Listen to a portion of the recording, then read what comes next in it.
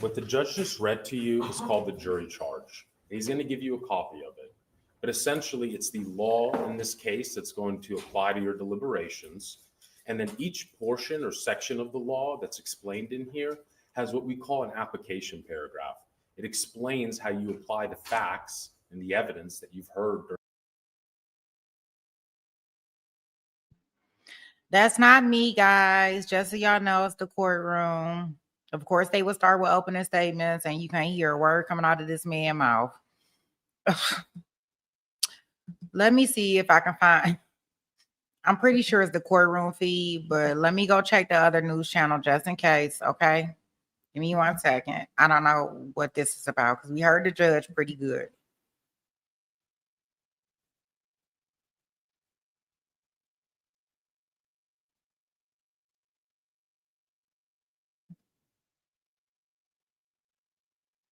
Or were y'all able to hear him? I can hear it. You don't have to be my ear. So let me play it. Y'all tell me if y'all can hear it.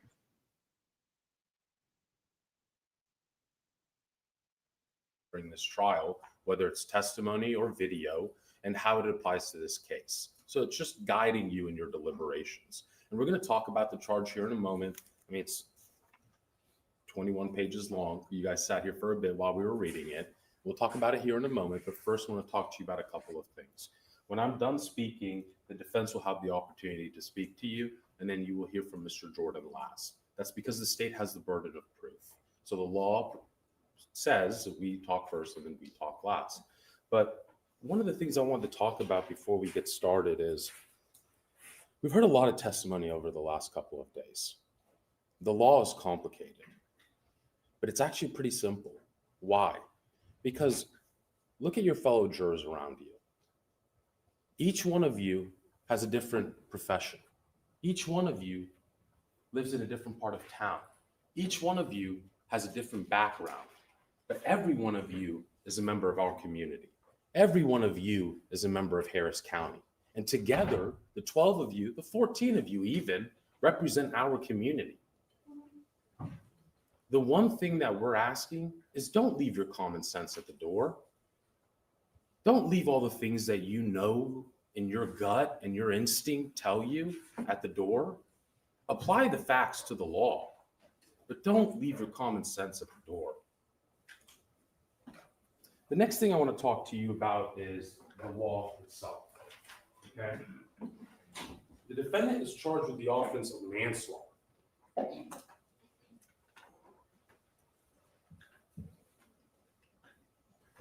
A person commits the offense of manslaughter if the person recklessly causes the death of an individual. This is on page 6 of your jury charge. The question is the defendant aware of a substantial and unjustifiable risk, and does he consciously disregard that risk? Because here's the thing, ladies and gentlemen, no one in this courtroom is going to dispute that he shoots into a car and kills Arlene Alvarez. Not a single person in this courtroom is going to dispute that. They're just going to ask you to find that his actions and conducts are justifiable. They want you to believe that her death, his actions that caused her death, are justified. So the question is, when he gets out of the car and he shoots at the robbery suspect in the back 3 times, we know it's not self-defense. Their own expert testified to it yesterday. You have to be immediately necessary to perceive the unjustifiable use of deadly force. The guy's got his back turned away. We'll get to self-defense here in a moment. The question is, when he is shooting into the car, shot number 4, shot number 5, shot number 6, shot number 7, shot number 8, shot number 9, shot number 10 down the street, is he aware of the risk that he's going to shoot and kill somebody in that car? Absolutely. Is he aware when he takes shot number 4 and he takes shot number 5, is he making a conscious decision to disregard that risk? Absolutely. Your common sense tells you that. You don't need a homicide investigator to tell you that. You're watching him do it on video. Mr. Jordan made a very specific and clear point to you guys. You're a unique jury because we can't take you to the crime scene but we sure did bring it to you. And we'll go over that here in a bit. The next question you have. So first is his risk. Is there a substantial and unjustifiable risk, and did he consciously disregard it? If the answer is yes, he is guilty of manslaughter. Now, this reckless injury of an innocent third person, it's on page 7 of your charge, okay?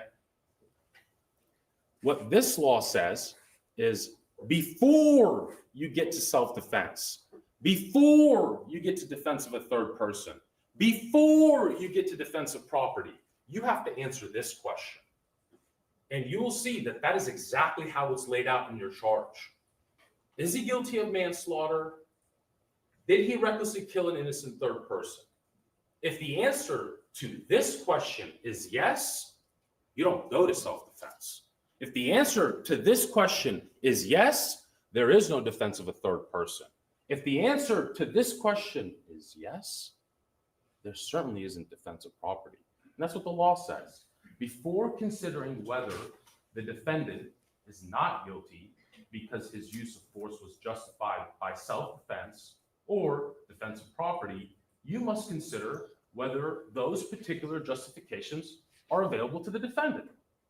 So even though a person is justified in threatening or using deadly force against another, if in doing so, if he's justified and he's using deadly force, he recklessly injures or kills an innocent third person, self-defense and defense of property are not available in the prosecution for the reckless killing of an innocent third person. So you don't even go to self-defense. You don't, before you consider defense of a third person, before you consider defense of property, if the answer to that question is yes, if shot number 4, shot number 5, 6, 7, 8, 9, 10, he's consciously disregarding a very unjustifiable and substantial risk of shooting into a vehicle and killing someone, he's guilty of manslaughter. And there's a reason why this is on page 7, because if you get here and the answer is yes, you move to the back page and you sign the verdict form. That's why self-defense is on page 8. Your answer should be yes, and you should not move to page 8. But let's just say, because we know that they're going to get up here and argue, in voir dire, they're not required to tell us what their strategy is. In voir dire, they're not required to tell us if they're going to put on evidence or not. They're just not. The law doesn't require objection. We have the burden of proof. Shifting, objection, striking at defendant over shoulder of counsel. Then overruled. And remember what I said, I probably have this memorized. The statements by the attorneys, including opening statements, closing statements, are not evidence. Evidence comes from the witnesses and also from the testimony that you have heard. You may continue, sir. And my rule is always that you can't go past. Sorry, Judge. It's okay.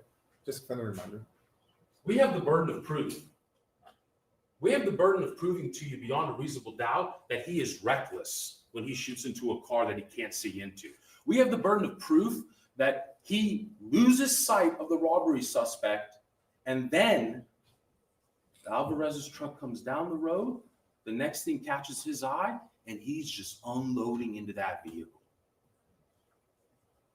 Now, the reason why in opening statements, Mr. Jordan told you the perspective that matters is the defendant's is because that is how the law of self-defense applies. The perspective that matters isn't the China Star video across the street where you can see the assailant running by the Alvarez's car, because he wouldn't have seen that. Their own expert told you that. He wouldn't have seen past the chase sign. So the perspective is certainly not when the robbery suspect is running down the street and he has his arm stuck out, right? Because the defendant wouldn't have even seen that.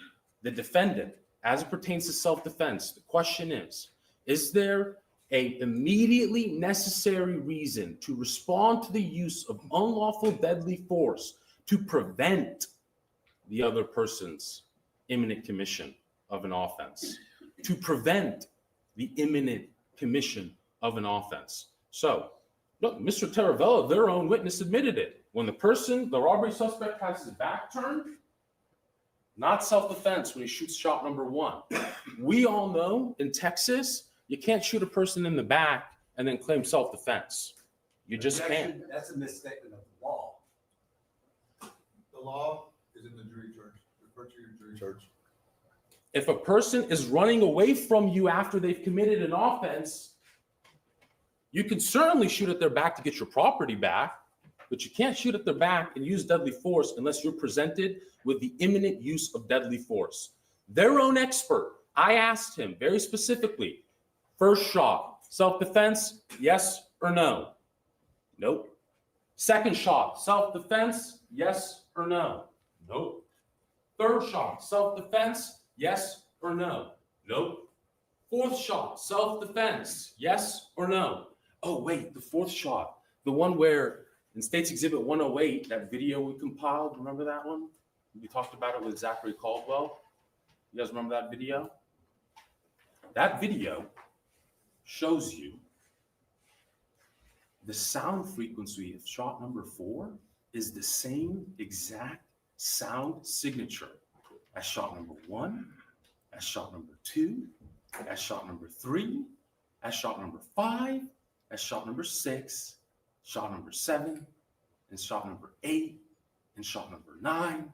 Their own expert said shot number 4 sounds exactly like every other gunshot that man fired that night. You don't need a homicide detective to tell you what it sounds like. We know what they're going to get up here and argue. They're going to say, CSU could have collected more shell casings. Mr. Jordan told you that in opening statement. He told you what we're going to present to you. He told you they didn't find 10 rounds, but beyond a reasonable doubt, you will know he shot 10 times. Their own expert admitted it.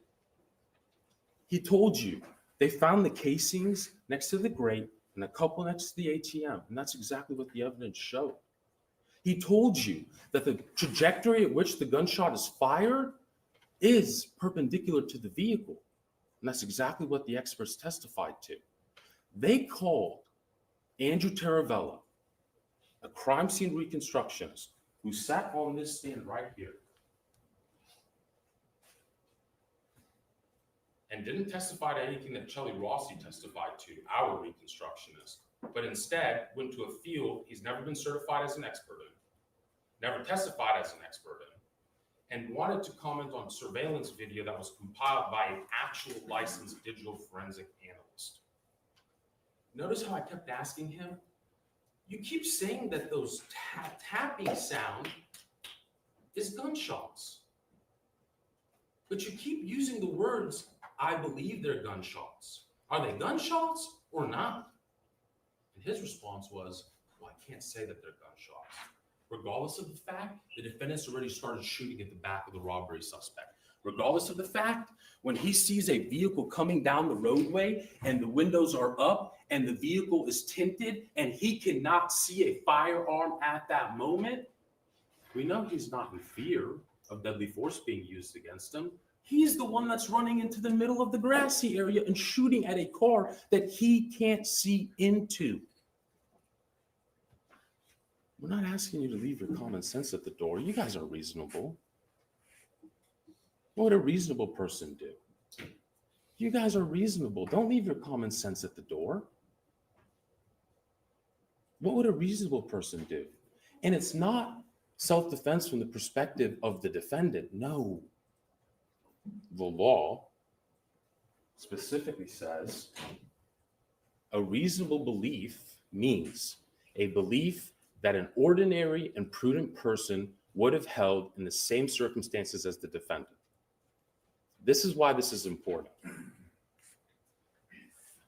In opening statements, they told you the robbery suspect and Tony Earls exchanged gunfire.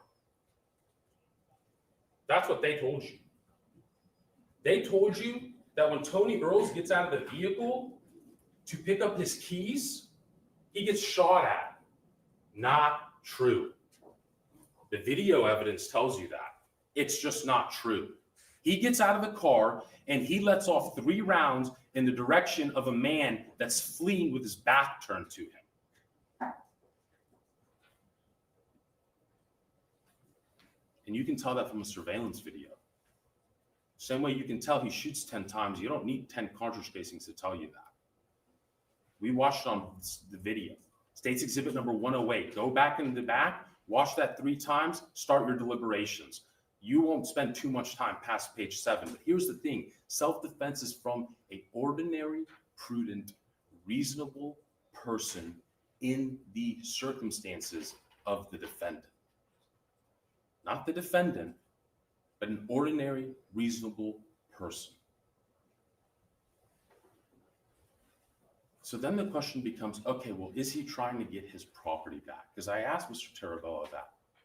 Well, shot number 1, the law in Texas does allow you to shoot somebody in the back as they're fleeing away to get your property back. Shot number 2, he's justified in regards to defense of property, not self-defense. Shot number 3, defense of property. Definitely not self-defense. Definitely not past page number 6 if you believe that there was a substantial unjustifiable risk and he had a conscious disregard for that risk and he killed an innocent third party. You don't even get to the self-defense questions. But let's talk about shot number 4, shot number 5, 6, 7, 8, 9. He's trying to defend his property by shooting into a vehicle that you can't see into. Don't leave your common sense at the door.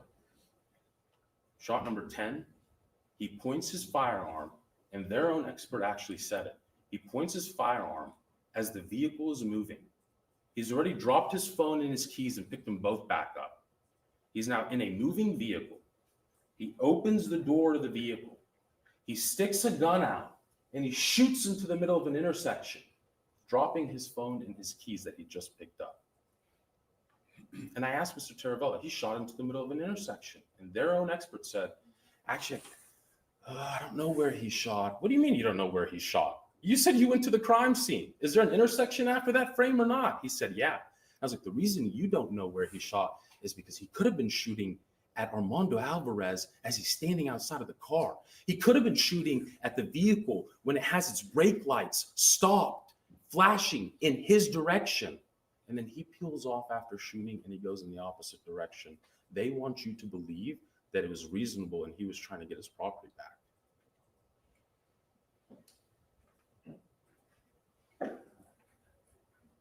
Before you get to self-defense, before you get to defense of a third person, before you get to defense of a property, if you believe beyond a reasonable doubt that there's a substantial and unjustifiable risk that if you shoot into a car, you're going to kill a person, especially if you can't see into it, or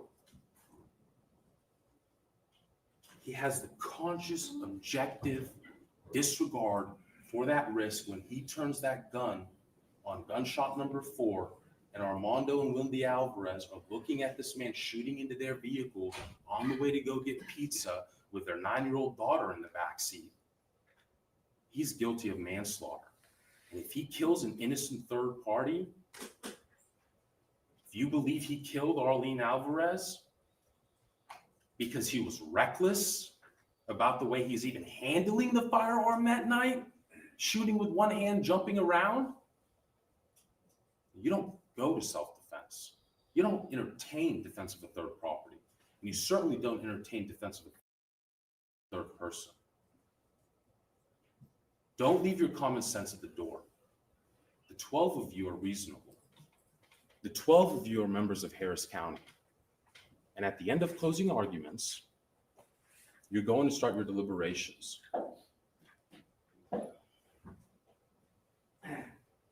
And in one voice, you will render one verdict that is one word: guilty.